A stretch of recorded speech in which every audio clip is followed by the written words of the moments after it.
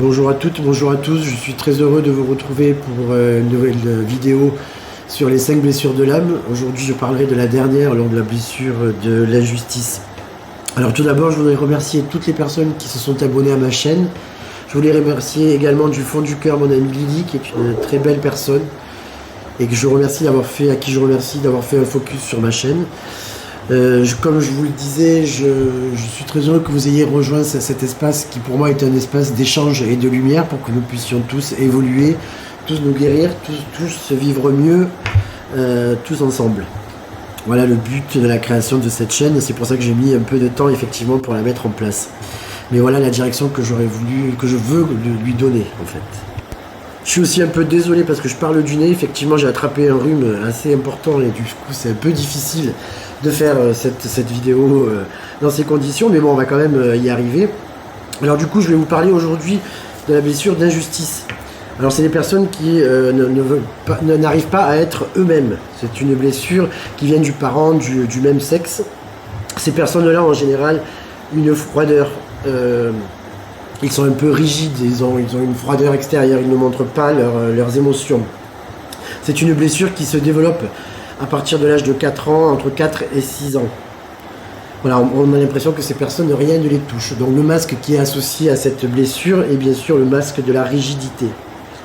Ce sont des personnes qui aiment avoir un corps le plus parfait possible. Rigides, ils veulent contrôler, donc ils font attention à ce qu'ils mangent, ils vont faire très attention à ne pas déformer leur corps. Leurs yeux sont en général grands, brillants, vivants, ce sont des yeux en général clairs. Leur vocabulaire c'est toujours, souvent, pas de problème, toujours, jamais, justement, exactement.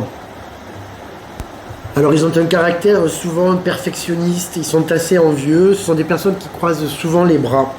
Ils se justifient beaucoup, ils ont un ton de voix qui est assez sec et assez raide. Ils doutent par contre de leur choix et ils ne respectent jamais ses propres limites.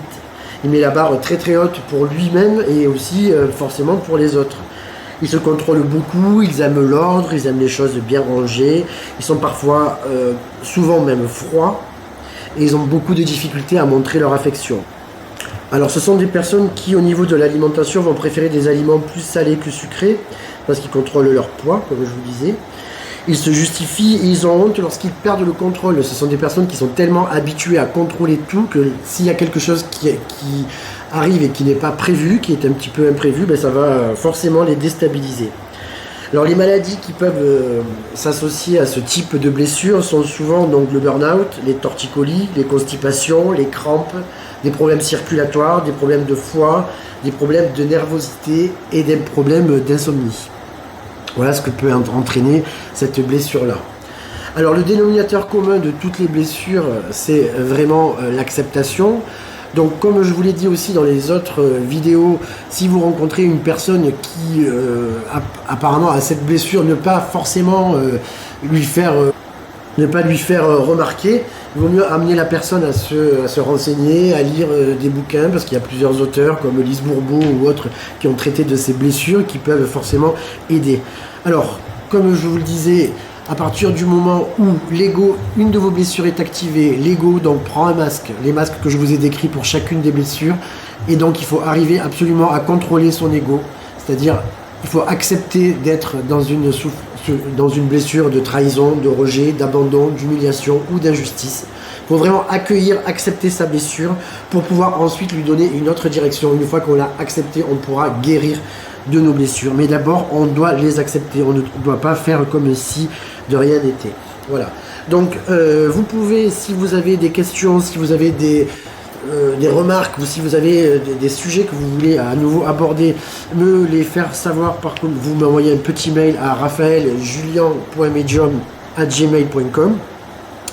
Je peux aussi faire des accompagnements personnalisés pour des personnes pour arriver justement à guérir certaines de ces blessures, pour comprendre certaines choses. N'hésitez pas à vous adresser à moi via le mail que je vous ai cité. Voilà, je vous dis à très vite, je vous dis à très bientôt pour une nouvelle vidéo sur le développement personnel qui traitera du triangle de Karpman. Voilà, je vous dis à très bientôt, bonne journée et belle journée à vous tous. Au revoir.